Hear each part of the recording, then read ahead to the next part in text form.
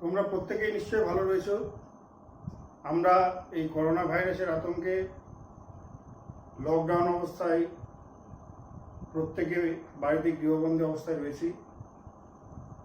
দীর্ঘদিন ধরে তোমরা বিদ্যালয়ে আসতে পারছো না, তোমাদের মন বিদ্যালয়ে আসার জন্য ছটফট করছে, কিন্তু কিছু করার উপায় নেই। আমরা জানি না এই লকডাউন কতদিন চলবে। তো এর মধ্য দিয়ে আমরা ইউটিউবের মাধ্যমে তোমাদের সিলেবাসগুলো এগিয়ে নিয়ে যাওয়ার চেষ্টা করছি। আমি ইতিমধ্যেই 4টি ভিডিও আপলোড করেছি পঞ্চম শ্রেণীর গণিতের উপরে। তোমরা নিশ্চয়ই ইতিমধ্যে 4টি ভিডিও আমার দেখে নিয়েছো। আজকে আমি আর একটা ভিডিও আপলোড করছি। তো আজকে আমি যে বিষয়টা তোমাদের পড়াবো সেটা হচ্ছে পার্ট 10, যেটা শুরু হয়েছে মূলত 116 পৃষ্ঠা থেকে। তোমাদের সেখানে দেশলাই কাঠি দিয়ে কিছু আয়তাকার চিত্র, বর্গাকার চিত্র, এই সমস্ত বিষয়গুলো আছে। তোমরা ওগুলো দেখলে বুঝতে পারবে।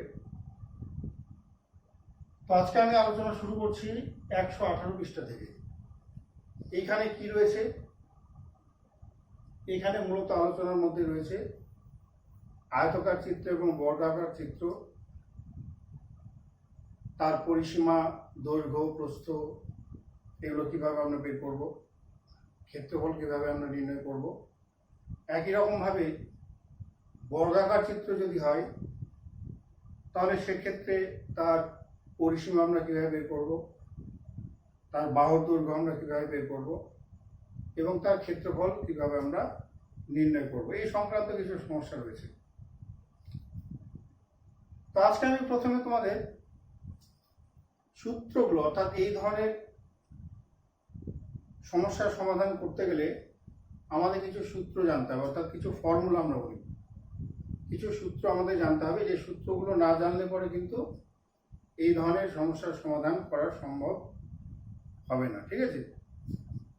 তাহলে আমি আজকে একটু সূত্রগুলো প্রথমে আলোচনা করে নিই, তারপর আমরা সমস্যাগুলোর দিকে যাব। আচ্ছা, আয়তাকার চিত্র কেমন হয় এটা তোমরা অনেকেই জানো। আয়তাকার চিত্র এরকম হয়। ঠিক আছে? অর্থাৎ দেখতে পাচ্ছ তার দুটো বাহু একটু লম্বা হয়, আর দুটো বাহু তার লম্বাটা বা দৈর্ঘ্যটা তার একটু কম হয়। তো আমরা এই যে বড় যে বাহুটা, এটাকে আমরা কি বলি? আয়তক্ষেত্রের দৈর্ঘ্য। ঠিক একই রকম ভাবে তাহলে এটা হচ্ছে আয়তক্ষেত্রের দৈর্ঘ্য, আর এই ছোট বাহুটাকে আমরা বলি প্রস্থ। ঠিক একই রকম ভাবে এটা হচ্ছে কি? প্রস্থ। তো আয়তকার চিত্র বা আয়তক্ষেত্র আমরা কাকে বলি? আয়তক্ষেত্র হচ্ছে যে চতুর্ভুজের বিপরীত বাহুগুলো পরস্পর সমান এবং কোণগুলো সমকোণ, তাকে আমরা বলি কি? আয়তক্ষেত্র। ঠিক আছে? তো এই যে আয়তক্ষেত্রটা, এর আয়তক্ষেত্রে প্রথমে যেটা আমরা জানবো সেটা হচ্ছে কি? পরিসীমা। এটাকে আমরা বলছি আয়তক্ষেত্র। তাহলে এর পরিসীমা বলতে আমরা কি বুঝি? কোনটাকে পরিসীমা বলা হয়? পরিসীমা হলো এই যে বাইরের যে চারপাশটা রয়েছে তার যে মোট দৈর্ঘ্য,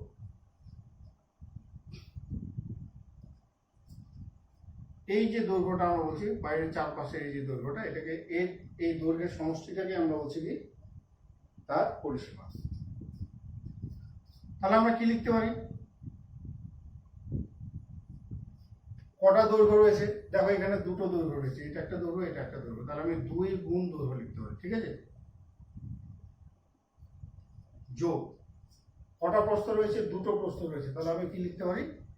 2 গুণ প্রস্থ। ঠিক আছে?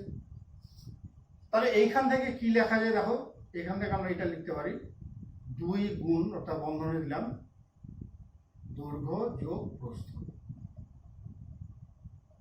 এটা হচ্ছে আমাদের কিন্তু সূত্র, ঠিক আছে? এটা হচ্ছে আমাদের ক্ষেত্রে সূত্র। এখানে কি লিখবো? এখানে একক লিখবো, ঠিক আছে? অর্থাৎ এই একক কেন লিখলাম বলো তো? এখানে অর্থাৎ দৈর্ঘ্য যদি আমার মিটারে দেওয়া থাকে, দৈর্ঘ্য প্রস্থ, তাহলে আমার এখানে মিটারই বসবে। তাই এককটা কি বসবে? মিটার। যদি সেন্টিমিটারে থাকে দৈর্ঘ্য প্রস্থ দেওয়া, তাহলে আমার এখানে কি বসবে? সেন্টিমিটার বসবে, ঠিক আছে? এবারে আর একটা বিষয় তো তোমরা মনে রাখো, অর্ধ পরিসীমা।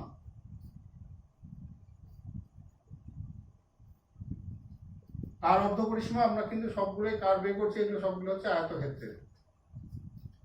তাহলে পরিসীমাকে 2 দিয়ে ভাগ করলে অর্ধ পরিসীমা, অর্ধ পরিসীমার অর্ধেক, তাহলে অর্ধেক মানে 2 দিয়ে ভাগ করব।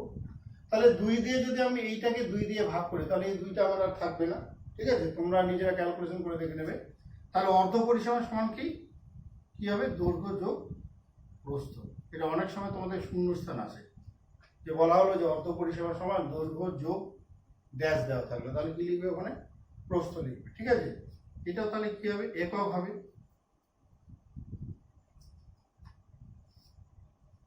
তাহলে এইটা আমরা 2 নম্বর বলতে পারি। 3 নম্বর কি? 3 নম্বর হচ্ছে আমাকে দৈর্ঘ্য বের করতে বললো। কার দৈর্ঘ্য? না, এই আয়তক্ষেত্রের দৈর্ঘ্য বের করতে বলবো, ঠিক আছে? আমার কিছু দেওয়া থাকবে, কিছু দেওয়া না থাকলে তো আমি বের করতে পারবো না। আমার কি দেওয়া আছে? আমার পরিসীমা দেওয়া আছে আর আমার প্রস্থ দেওয়া আছে, ঠিক আছে? তাহলে আমার পরিসীমা দেওয়া আছে আর প্রস্থটা দিয়ে দেওয়া আছে। আমাকে কি বললো? না, দৈর্ঘ্য বের করতে হবে। তাহলে কিভাবে বের হবে? দেখো, এইটা বের হবে অর্ধ পরিসীমা। এই অর্ধ পরিসীমা থেকে, অর্থাৎ অর্ধ পরিসীমা মানে এইটা, তাহলে আমি যদি দৈর্ঘ্য বের করতে চাই, তাহলে আমাকে কোনটা বাদ দিয়ে দিতে হবে? এই প্রস্থটা বাদ দিতে হবে। তাহলে আমি প্রস্থটা বাদ দিয়ে দিলাম। এটাকে যদি আর একটু ভেঙে আমরা লিখি, তাহলে অর্ধ পরিসীমাকে 2 দিয়ে আমি ভাগ করলাম, সেখান থেকে আমি কি করলাম? প্রস্থটা বিয়োগ করে দিলাম। অর্থাৎ পরিসীমাকে 2 দিয়ে ভাগ করে আমি অর্ধ পরিসীমা পেয়ে গেলাম। তার থেকে আমি যদি প্রস্থটা বাদ দিয়ে দিই, তাহলে আমি কি পাবো? দৈর্ঘ্যটা পেয়ে যাবো। তাহলে এটা একক হবে, ঠিক আছে? এইটা আমার কাছে, এই সূত্রটা আমরা মনে রাখবো। এই যে বক্স করে দিলাম আমি, এটা আমাদের মনে রাখতে হবে। 4 নম্বর কি? যদি আমাকে প্রস্থ বের করতে বলে, অর্থাৎ একটা আয়তকার কোনো জমি আছে, বা আয়তকার কোনো একটা বাগান আছে, বা আয়তকার কোনো একটা চিত্র রয়েছে, তার প্রস্থ বের করতে হবে। তাহলে প্রস্থ বের করতে গেলে নিশ্চয়ই আমাকে কিছু বলে দেবে। আমার বলে দেওয়ার পরিসীমা এবং দৈর্ঘ্য আমাকে বলে দিল। তাহলে আমি কি বের করবো? একই রকম ভাবে এই যে সূত্রটা আমি সরাসরি লিখছি, এই যে অর্ধ পরিসীমা, অর্থাৎ পরিসীমাকে 2 দিয়ে ভাগ করার পরে যদি আমি দৈর্ঘ্যটাকে বিয়োগ করি, তাহলে আমি কি পাবো? আমি পাবো কিন্তু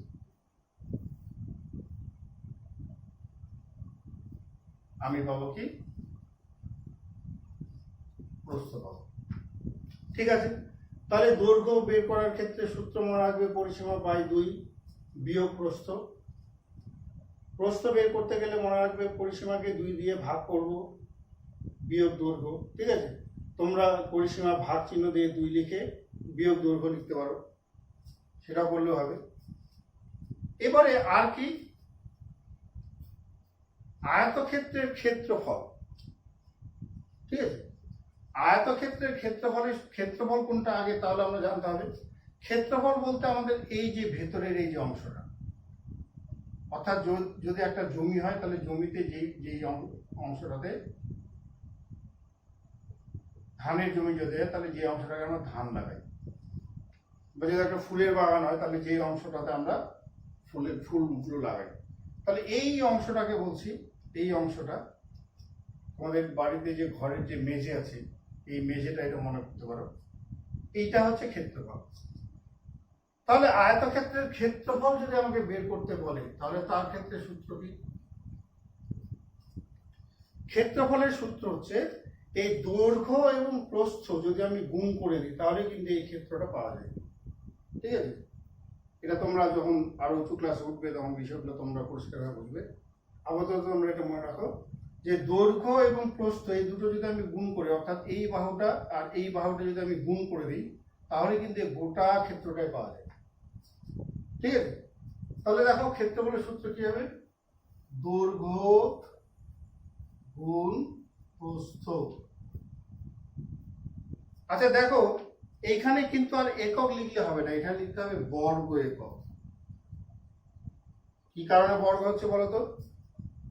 বর্গ মানে এই দৈর্ঘ্য এইখানে একটা একক পাচ্ছি আমি, প্রস্থতে একক পাচ্ছি, এবং এরা দুটো গুণ হচ্ছে। ঠিক আছে, অর্থাৎ যদি এরকম হয় মিটার গুণ মিটার, তাহলে এটাকে আমি একবার লিখতে পারি কি বর্গ মিটার। বা তোমরা মনে রাখবে যে এইরকম ভাবে কিন্তু অনেক সময় বিষয়টা দেখানো হয়।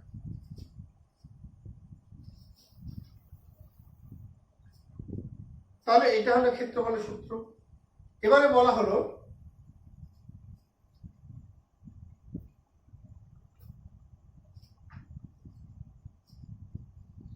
আমাকে বলা হলো যে দৈর্ঘ্য বের করো। এবারে কি দেওয়া আছে? এবারে কিন্তু আমার আর পরিসীমা দেওয়া নেই, আমার বলে দিয়েছে কি ক্ষেত্রফল। আমরা ক্ষেত্রফলে যখন অঙ্কগুলো করব তখন এই বিষয়গুলো আরো তোমাদের কাছে পরিষ্কার হবে। বলে দিল যে দৈর্ঘ্য বের করো। কি দেওয়া আছে না, আয়তক্ষেত্রের ক্ষেত্রফল দেওয়া আছে, আর কি দেওয়া আছে প্রস্থ। তাহলে কি করব? দেখো ক্ষেত্রফলটা কি হয়েছে, দৈর্ঘ্য আর প্রস্থ গুণ করে ক্ষেত্রফল পেয়েছি। আচ্ছা এই ক্ষেত্রফলকে যদি আমি প্রস্থটা দিয়ে ভাগ করে দিই, অর্থাৎ এইখানেও আমি প্রস্থ দিয়ে ভাগ করলাম, এইখানেও প্রস্থ দিয়ে ভাগ করলাম, তাহলে প্রস্থ আর প্রস্থ কেটে যাবে। প্রস্থ দিয়ে যদি আমি ভাগ করি তাহলে এই যে একই জিনিস আছে তাহলে কেটে যাবে। ঠিক আছে, তাহলে এইখানেও যদি আমি প্রস্থ দিয়ে ভাগ করি,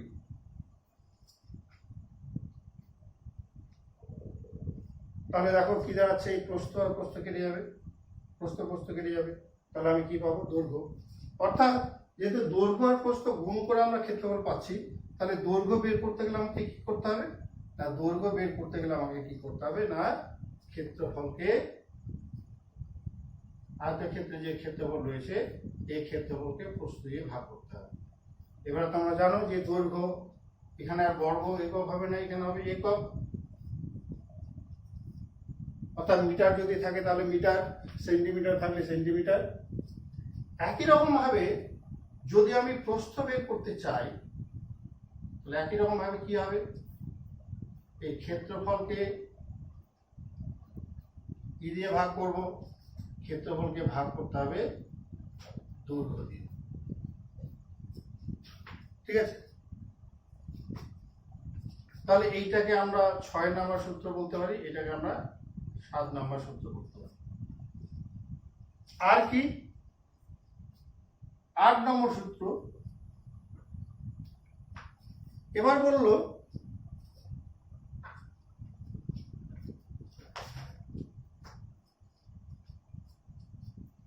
আচ্ছা আপাতত এই কটা মনে রাখো তাহলেই হবে তোমাদের। ঠিক আছে, তাহলে দেখো আমি কি বললাম, পরিসীমার সূত্রটা এটা মনে রাখতে হবে তোমাদের।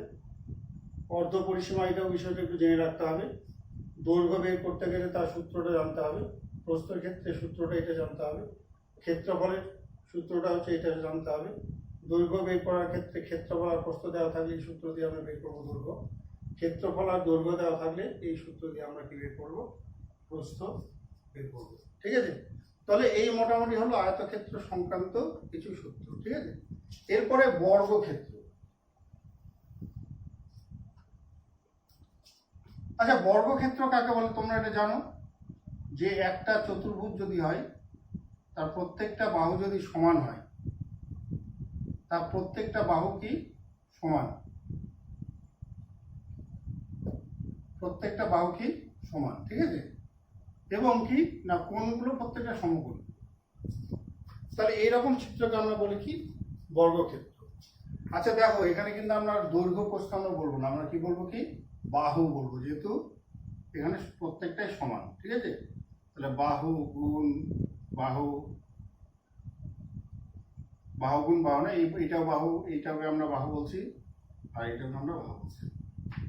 তাহলে বর্গক্ষেত্রের ক্ষেত্রে যেহেতু দৈর্ঘ্য এবং প্রস্থ অর্থাৎ প্রত্যেকটা এই এটাকে যদি আমরা দৈর্ঘ্য বলি, এটাকে প্রস্থ বলি, সেক্ষেত্রে যেহেতু এদের দুটো সমান হয় সেই জন্য আমরা দৈর্ঘ্য প্রস্থ আলাদা করে বলি না, আমরা কি বলি বাহুগুলো। তাহলে এখানে দেখতে পাচ্ছ যে প্রত্যেকটা বাহু কিন্তু সমান। তাহলে এই ধরনের চিত্রকে আমরা কি বলি?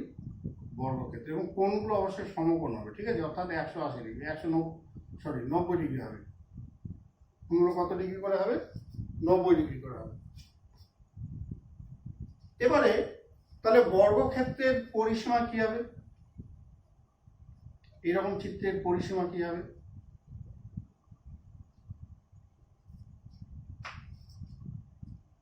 এরকম চিত্রের পরিসীমা মানে তোমরা দেখো এখানে বাহু, কটা বাহু আছে? 4টা বাহু আছে। তাহলে 4টা বাহু যোগ করার অর্থে হচ্ছে 4 দিয়ে গুণ করা। তাহলে 4 গুণ বাহুর দৈর্ঘ্য,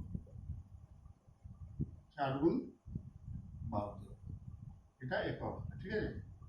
এটা হবে একক। তাহলে আমরা বর্গক্ষেত্রের পরিসীমার সূত্র কি পেলাম? 4 গুণ বাহুর দৈর্ঘ্য। এখানে 4 গুণ বাহুর দৈর্ঘ্য কেন বলছি? এই 4টা বাহু যদি আমি 4 ধার যোগ করলে পরে আমি পরিসীমা পাবো। তাহলে বাহু যোগ বাহু যোগ বাহু যোগ বাহু, এটা না করলে আমি কি করতে পারি? সরাসরি এই বাহুর দৈর্ঘ্যকে 4 দিয়ে গুণ করলে আমি কি পাবো? বর্গক্ষেত্রের পরিসীমা। এরপরে বর্গক্ষেত্রের একটি বাহুর দৈর্ঘ্য, একটি বাহুর দৈর্ঘ্য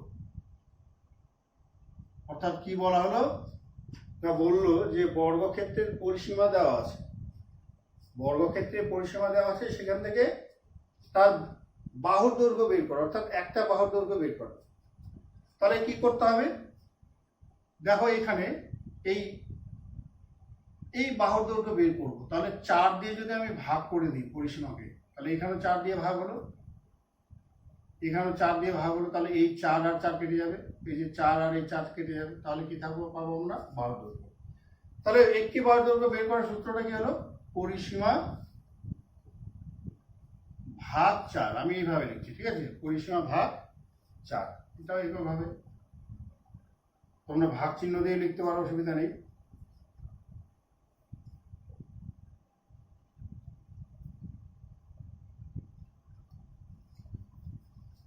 এরপর কি আছে?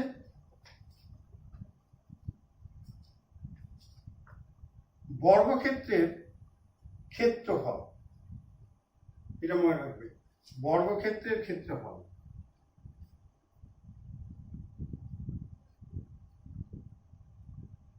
বর্গক্ষেত্রের ক্ষেত্রফল।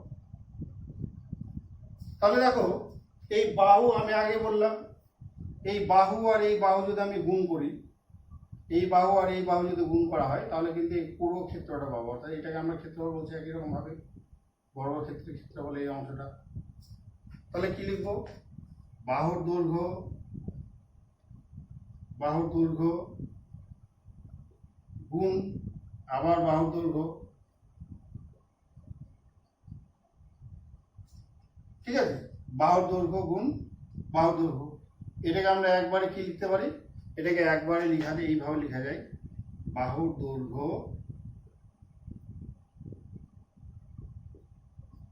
তার বর্গ। এই যে উপরে একটা 2 দিলাম, এটার অর্থ হচ্ছে বর্গ, ঠিক আছে?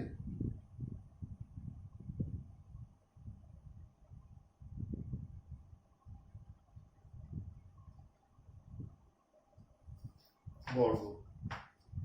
তাহলে এটা মনে রাখবে। 4 নম্বর, এবার তোমাদের বলা হলো যে না, ক্ষেত্রফল দেওয়া আছে, একটা বর্গক্ষেত্র তার ক্ষেত্রফল দেওয়া আছে। এই যে বর্গক্ষেত্রটা, তার ক্ষেত্রফল দেওয়া আছে। কি বের করতে হবে?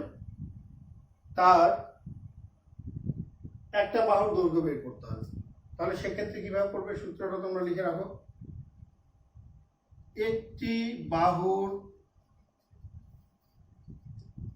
দৈর্ঘ্য সমান কি না, ক্ষেত্রফল। এই যে একটা চিহ্ন আমি লিখছি, এটাকে বলা হয় বর্গমূলের চিহ্ন, ঠিক আছে? তোমরা পরে এটা আমি যখন অঙ্কগুলো করবো তখন তোমাদের বলে দেবো যে বর্গমূলটা কি এবং এটাকে কিভাবে করতে হয়। তাহলে এই ক্ষেত্রফলের কি? ক্ষেত্রফলের বর্গমূল করতে হবে। ক্ষেত্রফল কি করতে হবে? বর্গমূল করতে হবে। তাহলে এটা একক হবে। তাহলে মোটামুটি এই যে সূত্রগুলো আমরা জানলাম, এই সূত্রগুলো দিয়ে আমাদের কিন্তু অঙ্কগুলোকে বা এই অধ্যায়ের আয়তক্ষেত্র এবং বর্গক্ষেত্র সংক্রান্ত যে সমস্যাগুলো রয়েছে সেই সমস্যাগুলো সমাধান করতে হবে। ঠিক আছে, তাহলে আজকে আমরা পরিসীমা সংক্রান্ত যে সমস্যাগুলো রয়েছে সেই সমস্যাগুলো আমরা সমাধান করব।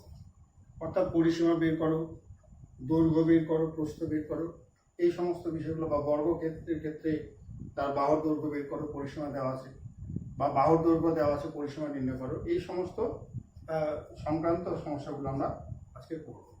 এবার সমস্যার দিকে যাই। ঠিক আছে, এই বর্গক্ষেত্র সংক্রান্ত সমস্যা যেহেতু তোমাদের রয়েছে, সেই জন্য আমি এই বর্গক্ষেত্র সংক্রান্ত সমস্যাগুলোই আগে করছি। দেখো, তোমাদের বইয়ের যে পৃষ্ঠা রয়েছে, পৃষ্ঠা 119 নম্বর যে পৃষ্ঠা রয়েছে, এই 119 নম্বর পৃষ্ঠায় একেবারে ওপরের দিকে দেখো একটা ছক রয়েছে। ঠিক আছে, ছকটা কি? ছকটা এরকম ভাবে রয়েছে, আমি ছোট করে লিখছি এখানে।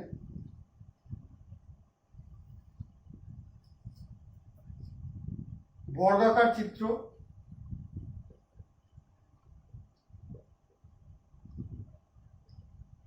এই বর্গাকার চিত্রের পরিসীমা রয়েছে,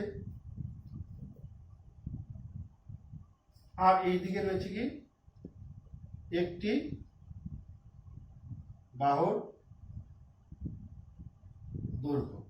ঠিক আছে, একটি বাহুর দৈর্ঘ্য, এরকম একটা ছক তোমাদের কাছে রয়েছে।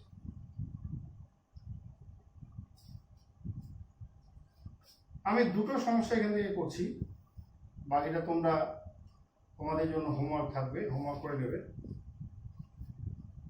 বলছে এখানে দেওয়া আছে 24 সেমি, আর এইটা ফাঁকা রয়েছে, আর তারপরেরটা রয়েছে 8 সেমি। তাহলে দেখো, এই বর্গাকার একটা চিত্র রয়েছে এরকম, তার পরিসীমা দেওয়া রয়েছে। দেখো, এই যে পরিসীমা কত রয়েছে? 4/24 সেমি। আমাকে কি বের করতে হবে? আমাকে বের করতে হবে একটি বার দৈর্ঘ্য। দেখো, সূত্রটা দেখো, এই মাথার মধ্যে এটা রাখতে হবে। ঠিক আছে, সূত্রতে বলে দিয়েছে একটি বার দৈর্ঘ্য বের করব, আমার কি দেওয়া আছে? পরিসীমা দেওয়া আছে।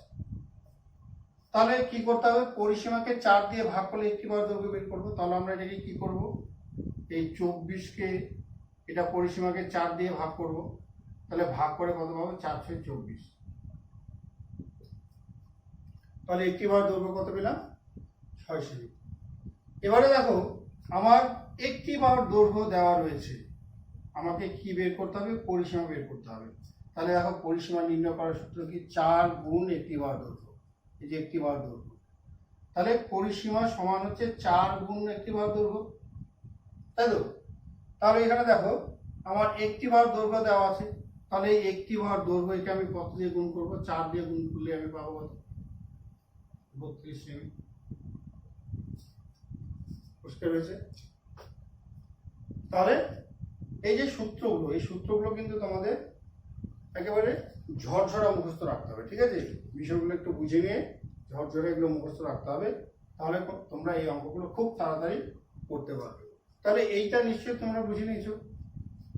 এরপরে আমি চলে যাচ্ছি তোমাদের পরের পেজে।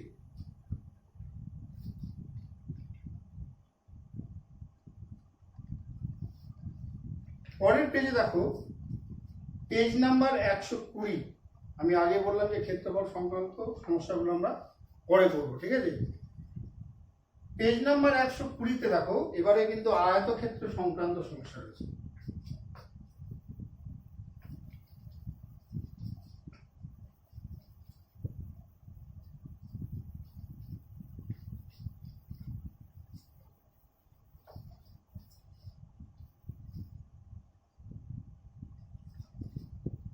বলছে 120 নম্বর পৃষ্ঠায়, এইখানেও কিন্তু প্রথমে একটা ছক রয়েছে।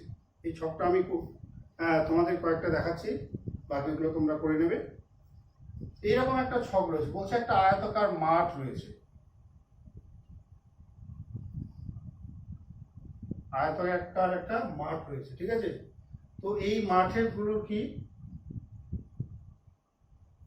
একটা নয়, অনেকগুলো আয়তাকার মাঠের কথা বলছে এখানে, তার দৈর্ঘ্য প্রস্থ দেওয়া আছে, পরিসীমাগুলো বের করতে হবে।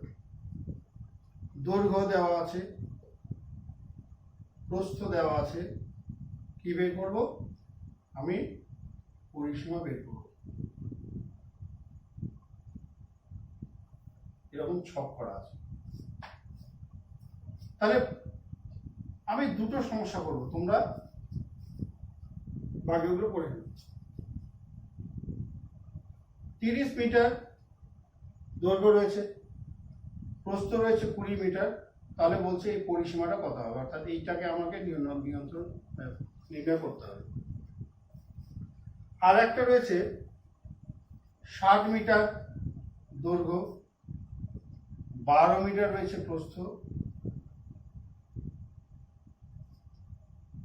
এটা আমাকে নির্ণয় করতে হবে। ঠিক আছে, তাহলে এবারে তোমরা বলো যে আয়তক্ষেত্রের পরিসীমা নির্ণয় করার সূত্রটা আমি কি বলেছিলাম? আয়তক্ষেত্রের পরিসীমা কি বলেছিলাম? 2 গুণ দৈর্ঘ্য যোগ প্রস্থ একক। তাহলে দেখো এখানে বলছে কি দৈর্ঘ্য কত? 30 মিটার আর প্রস্থ হচ্ছে 20 মিটার। ঠিক আছে, তাহলে পরিসীমা কত হবে? একই রকম হবে, এখানে তোমরা বসিয়ে দাও। দৈর্ঘ্য আছে আমার কত? 30, বা এখানে আমি করে দিচ্ছি, এখানে 2 গুণ দৈর্ঘ্য হচ্ছে কত? 30 আর প্রস্থ কত? 20। তাহলে এটা মিটার হবে। আমি আগে বললাম যে এককটা এটা যে মিটার আছে, সুতরাং এখানে মিটার লিখতে হবে। তাহলে কত হলো দেখো, 2 গুণ এখানে 30 আর 20 যোগ করলে 50 এত মিটার, অর্থাৎ কত পেলাম আমি? 100 মিটার। ঠিক আছে, বুঝতে পেরেছো নিশ্চয়ই তোমরা? এটার ক্ষেত্রে কি হবে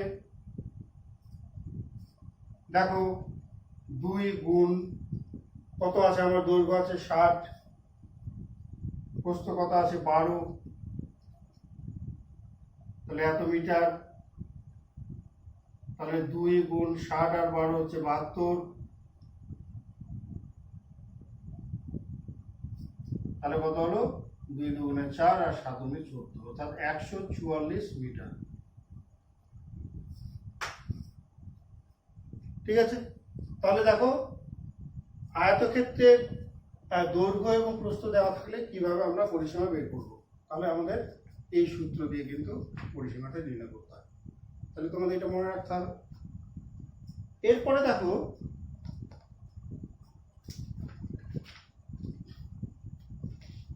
122 নম্বর পেজে আমরা চলে যাচ্ছি। ঠিক আছে, 122 নম্বর পেজে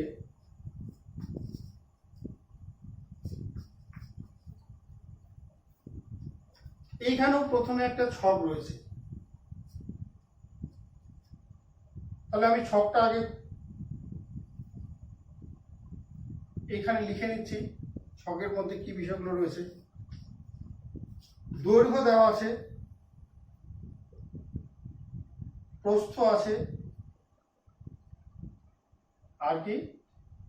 পরিসীমা। তাহলে এটা আয়তক্ষেত্রের ক্ষেত্র সংক্রান্ত।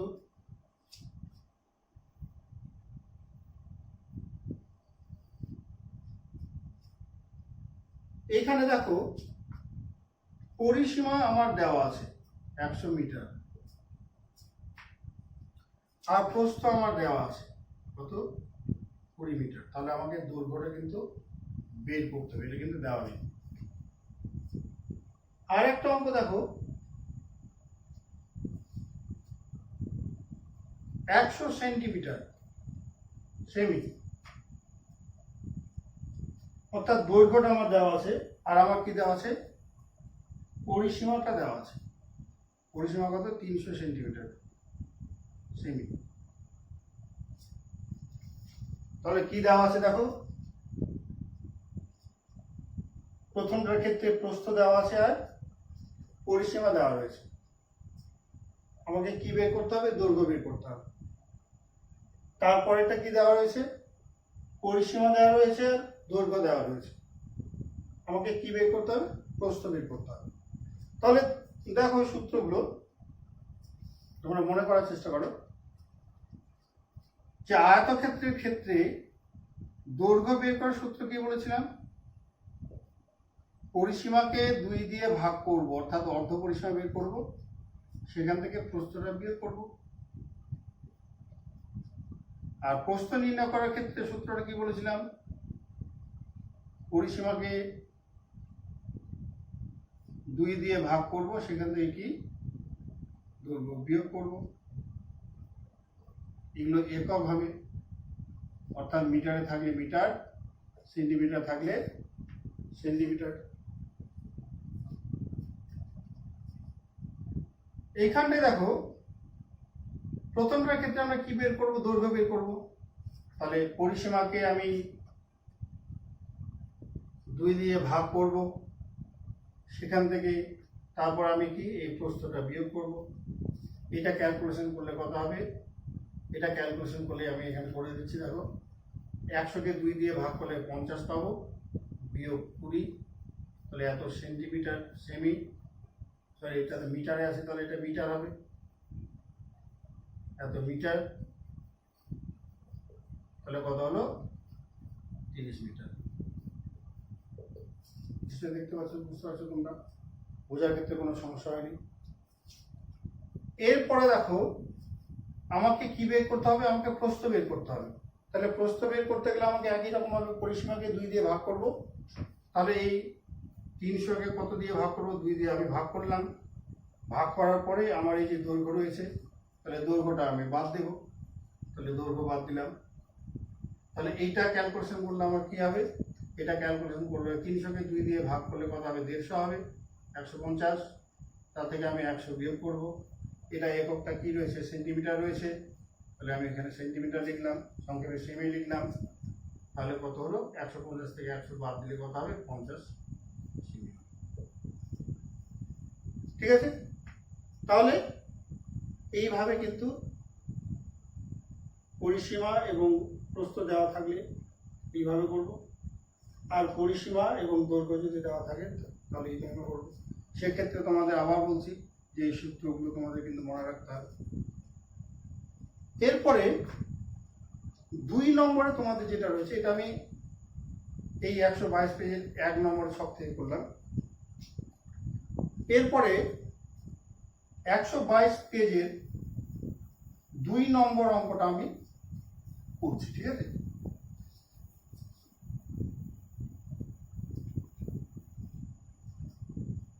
একশো 22 নম্বর পেজের 2 নম্বরের যে অঙ্কটা, সেটা কি রয়েছে?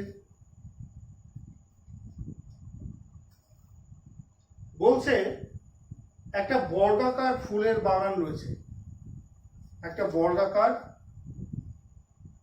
এরকম বর্গাকার কি ফুলের বাগান রয়েছে। তার প্রত্যেকটা ধারের দৈর্ঘ্য 10 মিটার, অর্থাৎ প্রত্যেকটা ধার কত করে?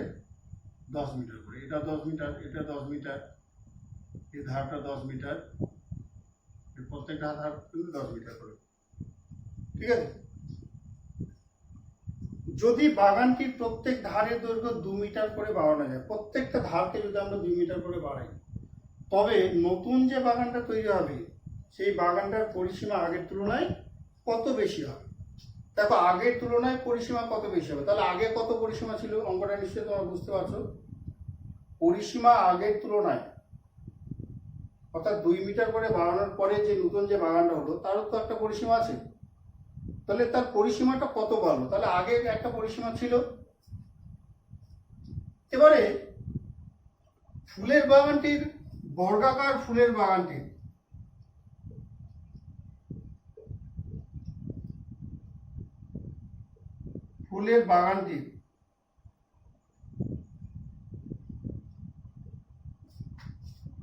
প্রত্যেক ধারে দৈর্ঘ্য কত ছিল?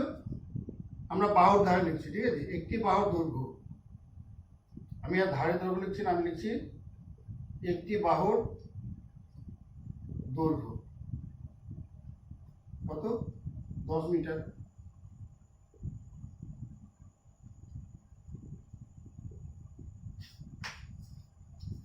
বা প্রতিটি বাহু দৈর্ঘ্য তোমরা লিখতে পারো বা প্রতিটি ধারে দৈর্ঘ্য লিখতে পারো, কোনো অসুবিধা নেই। তাহলে এই বর্গাকার ফুলের বাগানটার পরিসীমা কত ছিল? প্রথমে পরিসীমা বের করার সূত্র আমি কি বলেছিলাম? পরিসীমা বের করার সূত্র হচ্ছে কি, আবার লিখে দিচ্ছি এখানে, 4 গুণ একটি বাহুর দৈর্ঘ্য, বা তোমরা বাহুর দৈর্ঘ্য লিখতে পারো। তাহলে কত হবে? 4 গুণ 10 এত মিটার।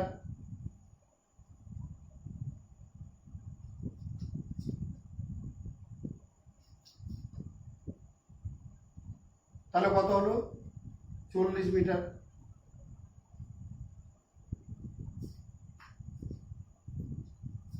এবারে বলছে যে প্রত্যেকটা ধারের দৈর্ঘ্য আমরা কত? 2 মিটার করে বাড়ালাম। তাহলে প্রতিটি ধারের দৈর্ঘ্য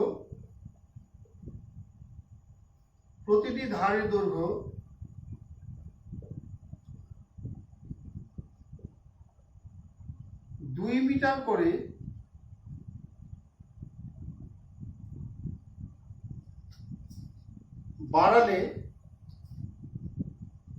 বাড়ানো হলে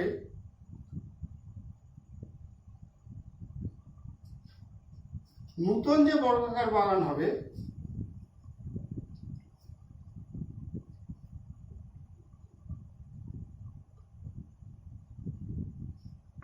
নতুন বর্গাকার ফুলের বাগানটির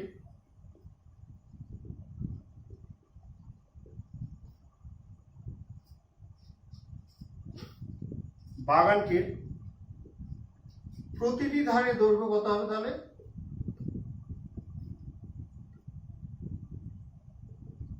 প্রতিটি ধারের দৈর্ঘ্য কত হবে?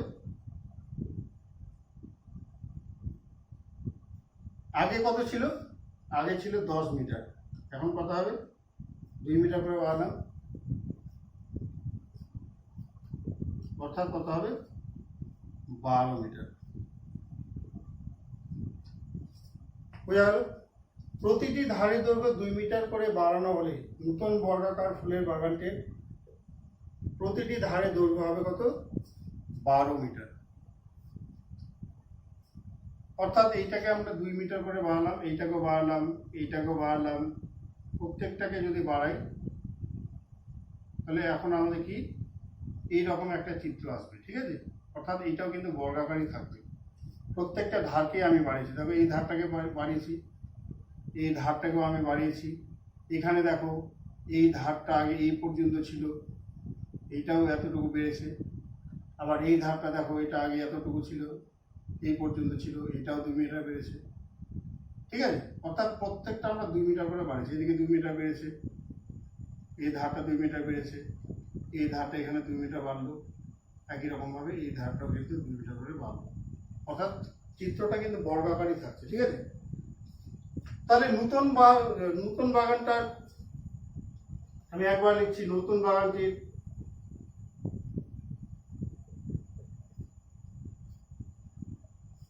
পরিসীমা কত হবে? 4 গুণ একটি বাহুর দৈর্ঘ্য, ঠিক আছে? আমি বলেছি যে প্রত্যেকটা বাহুর দৈর্ঘ্য, তাহলে 12 মিটার।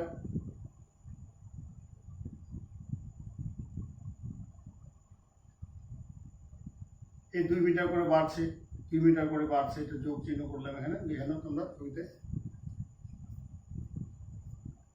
এত মিটার। তাহলে কত হলো? 4 আর 12 গুণ করলে কত হচ্ছে? 4 12 48 মিটার। তাহলে দেখো আগে বাগানটার দৈর্ঘ্য কত, পরিসীমা কত ছিল? 40 মিটার। এবারে নতুন বাগানটার পরিসীমা কত হলো? 48 মিটার। অর্থাৎ নতুন বাগানটির পরিসীমা আগের তুলনায় কত বেশি হলো? নতুন বাগানটির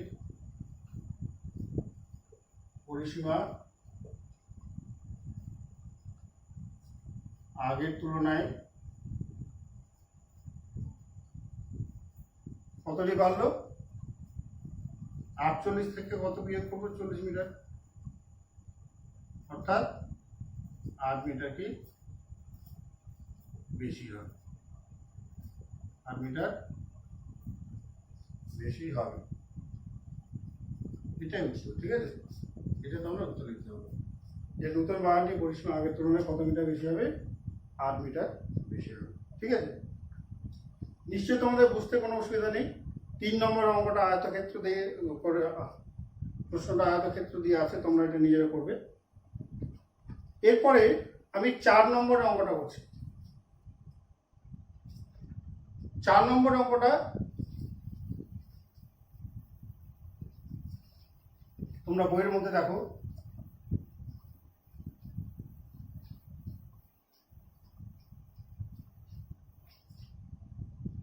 চার নম্বর যে প্রশ্নটা তোমাদের রয়েছে, কি বলছে? বলছে সমান পরিসীমা বিশিষ্ট একটি আয়তাকার ও একটি বর্গাকার জমি রয়েছে, অর্থাৎ একটা আয়তাকার এবং বর্গাকার জমি রয়েছে যাদের পরিসীমা হচ্ছে সমান। আয়তাকার জমির দৈর্ঘ্য দেওয়া আছে 40 মিটার এবং প্রস্থ দেওয়া আছে 20 মিটার। প্রতি মিটার বেড়ার জন্য 7 টাকা খরচ হলে বর্গাকার জমিটির 4-5 বেড়া দিতে কত খরচ হবে? তাহলে দেখো, আমাকে আয়তাকার জমির দৈর্ঘ্য এবং প্রস্থ বলে দেওয়া হয়েছে। তাহলে আয়তাকার জমির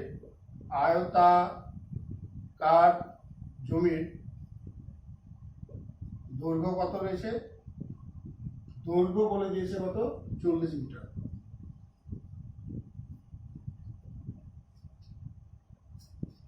আর প্রস্থ কত বলেছে? প্রস্থটা বলেছে কত? 20 মিটার।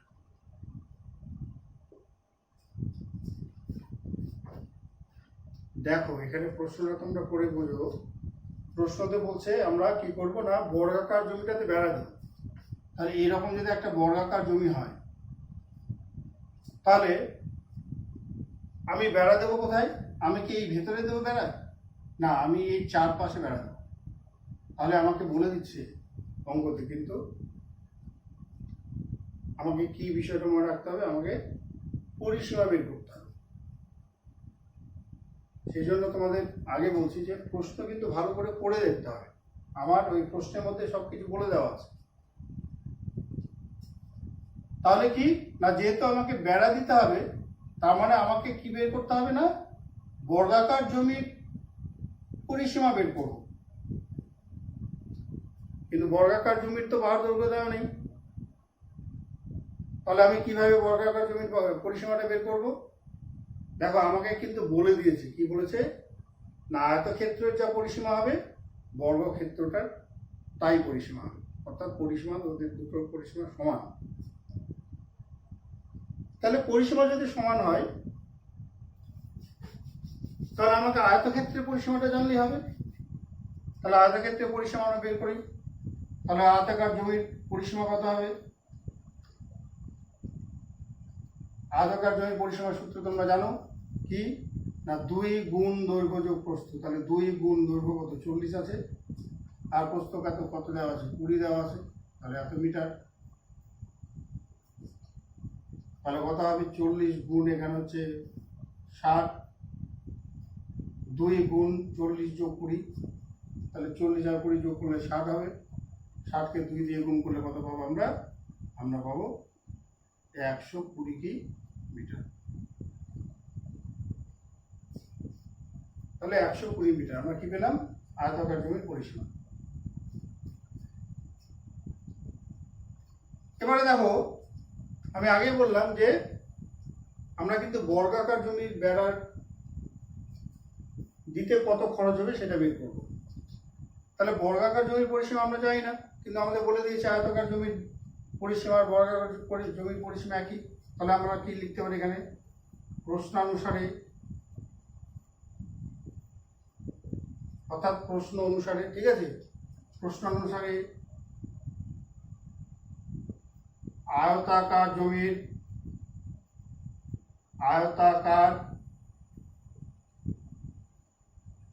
জমির পরিসীমা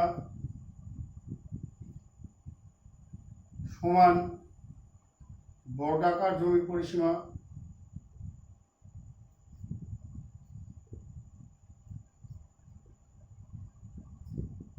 তাহলে আয়তাকার জমির পরিসীমা তো আমরা জানি, তাহলে বর্গাকার জমির পরিসীমা কত হবে?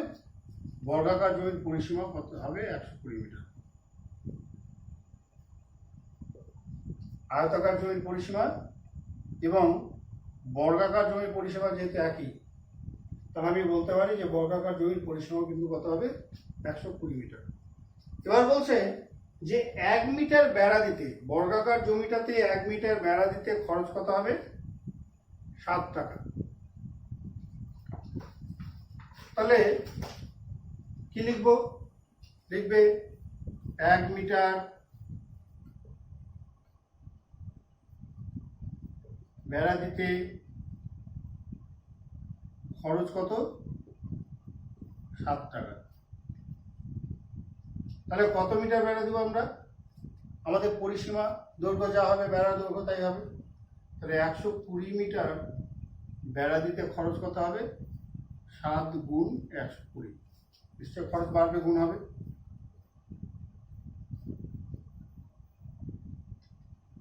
তাহলে কত পেলাম? তাহলে আমরা পেলাম 7 আর 12 গুণ করলে 84 হবে। তাহলে 480 টাকা। সরি, 480 না, 840 টাকা। ঠিক আছে, অর্থাৎ এই 120 মিটার বেড়া দিতে খরচ কত হবে? 840 টাকা। তাহলে আজকে এই পর্যন্তই। হ্যাঁ, আবার এরপরে ভিডিও নিয়ে আসবো। তোমরা বাড়িতে থাকো, সুস্থ থাকো, স্টে হোম, স্টে সেফ।